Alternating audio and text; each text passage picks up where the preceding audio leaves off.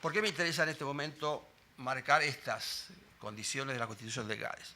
Porque lo quiero llevar a lo que ocurre hoy en América Latina. Hoy en América Latina nos encontramos con que las democracias ya no tienen como enemigo a las dictaduras militares de los siglos XIX y XX, en la cual la democracia era atacada por ejércitos o por fuerzas armadas. Hoy, por vez primera, la democracia tiene el enemigo dentro de la democracia con una interpretación diferente de lo que hablamos de democracia. Hoy tenemos en América Latina, por vez primera, en mucho, mucho tiempo, todos los gobiernos, excepto el lamentable caso de Cuba, han sido elegidos popularmente.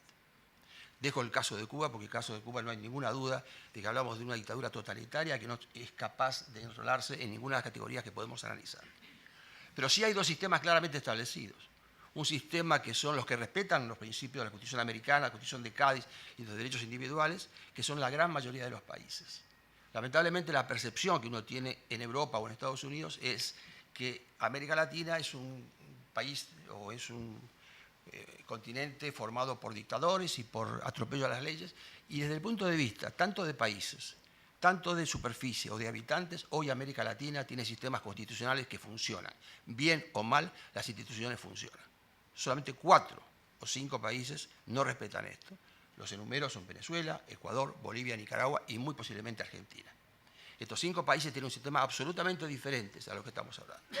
Estos 5 países no tienen ya separación de los poderes, no tienen independencia del Poder Judicial, no tienen libertad de expresión y están formando en lo que ellos llaman el socialismo del siglo XXI un sistema jurídico totalmente diferente, que se contrapone precisamente al derecho constitucional o a la democracia constitucional. Y estamos enfrentándonos con este concepto de democracia que estriba solamente en el concepto de ganar por mayoría. Y quiero aclarar que nunca se ha legitimado un gobierno solamente por mayoría. En realidad lo que Aristóteles hablaba era el gobierno del pueblo, y el pueblo incluye una mayoría que gobierna por decisión y una minoría que es respetada por la mayoría. En este acuerdo nunca había existido, repito, alguien que invoque la sola mayoría para tener un gobierno sin derechos de las minorías. Esta es la primera vez que se plantea de una manera muy clara y que lo estamos viviendo. ¿Cuál es el origen de este concepto del socialismo del siglo XXI? El origen tiene dos, un origen intelectual y un origen fáctico. El origen intelectual viene desde el redescubrimiento de un pensador italiano, Antonio Gramsci, que se hace entre los intelectuales argentinos exiliados en México y en la Universidad de México.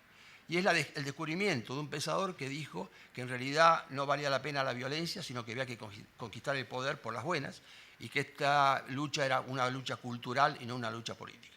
Y que en consecuencia era la cultura en la que había que luchar y cambiar el patrón cultural para poder hacerse del poder. Y lo fáctico es el Foro de San Pablo. En el año 1994 se concentran todas las fuerzas de izquierda en San Pablo, convocadas por Lula y por Fidel Castro, donde Fidel Castro enuncia claramente: se terminó la lucha subversiva y a partir de ahora la lucha es por el poder mediante elecciones. Lula, 10 años más tarde, en una declaración en el Foro de San Pablo, dice que efectivamente el Foro de San Pablo cambió la mentalidad en América Latina y que ahora la lucha es por el poder y no la lucha armada.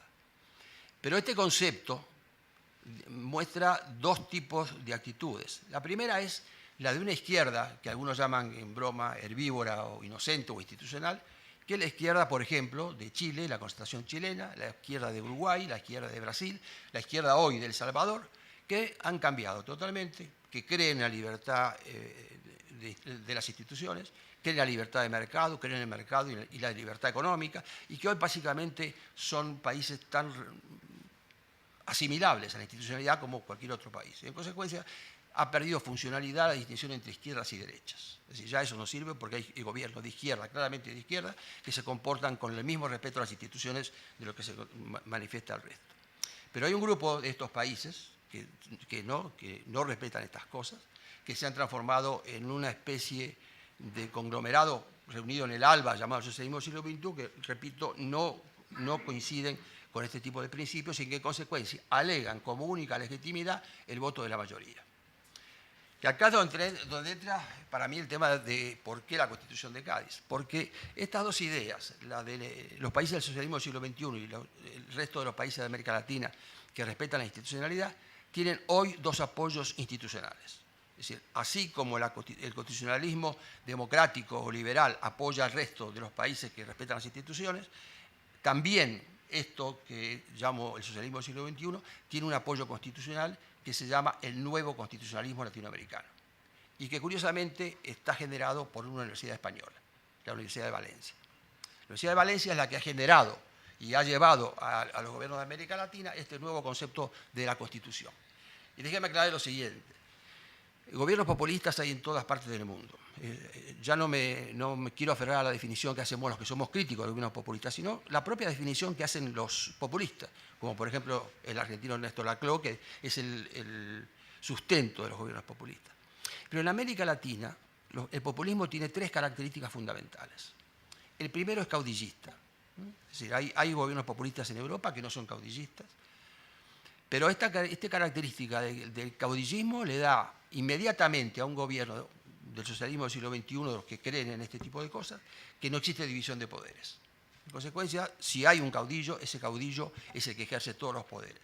Y en palabras textuales de Rafael Correa en Ecuador, Rafael Correa ha dicho, y lo hemos subido nosotros a Internet, soy el jefe del Estado y como jefe del Estado soy el jefe del Ejecutivo, del Legislativo y del Judicial. Y se comporta como tal. O la Corte Suprema de Venezuela que dice somos una Corte Suprema chavista y en consecuencia esta es la ley que aplicamos. Esto ha desaparecido totalmente. El segundo tema, estos gobiernos caudillistas y populistas son fundacionales.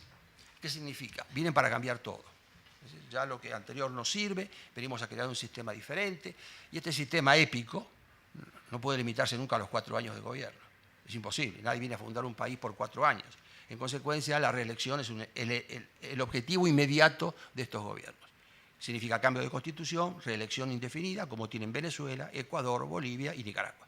Y Cristina Kirchner en Argentina lucha por conseguir esa reelección. Es decir, este es el segundo carácter de los gobiernos populistas en América Latina. Y el tercero es que necesitan un relato o una narración para legitimarse. Si para poder legitimarse tienen una interpretación de la historia reciente y la época actual que los hace sentir que ellos son los que responden a la necesidad de la mayoría. Y por supuesto, ¿quién es el enemigo de este relato o relación? La prensa. Entonces la prensa es el enemigo porque inmediatamente es el que le desmiente el relato, el que le informa sobre los actos de gobierno y esos son sus enemigos. Yo diría que hoy son la elección primaria de los gobiernos. Lo que sí quiero señalar es esto, uno de los lugares comunes es que lo primero que ataca a un gobierno autoritario es la prensa. Y déjeme decirle que no, es lo último que ataca.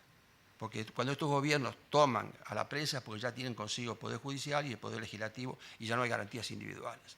Si hubiera Poder Judicial independiente, Rafael Correa no sería un peligro. Lo es porque tiene jueces que apoyan todo lo que él dice. Esta es entonces la otra característica. Esto ha desaparecido.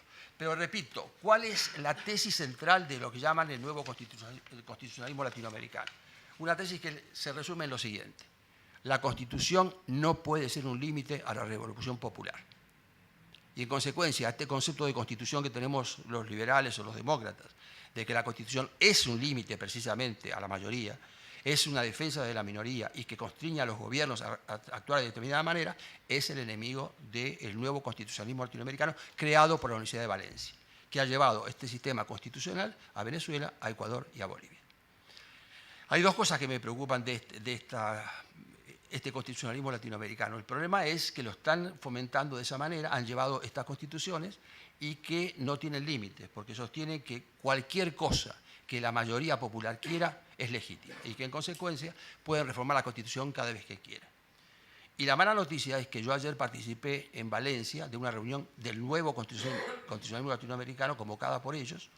Por supuesto, yo no estaba invitado, fui como asistente a escucharlo, y ahora el problema es España, porque ellos plantean el ejercicio del poder constituyente, es decir, el que sanciona las constituciones como un derecho popular manifestado en cualquier otro momento.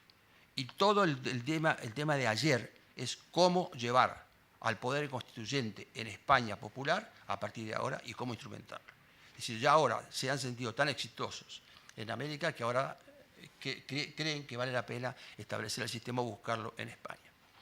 ¿Qué tiene que ver esto con la Constitución de Cádiz? Yo creo que la Constitución de Cádiz tiene los valores que queremos respetar todavía en América Latina, tiene influencias como las ha tenido junto con la Constitución americana y que significa un paradigma de lo que estamos por la Constitución o por el sistema de mayorías, pero que respetan las minorías, tenemos que enfrentar. Y creo que con la Constitución de Cádiz hoy tenemos dos tareas. Una es esta, reivindicar los ideales de la Constitución de Cádiz para la realidad de América Latina. Y la otra es, no es tan importante como esta, pero creo que la tenemos que abocar. Y es, en Estados Unidos y en el resto del mundo siempre se habla del absolutismo español. Y siempre se critica lo que fue la gestión de España en América Latina. Y yo creo que tenemos que reivindicar que aún en España, aún en la España que ellos no quieren reconocer, este elemento de libertad estaba vigente en la Escuela de Salamanca y en la Constitución de Cádiz de 1812. Gracias.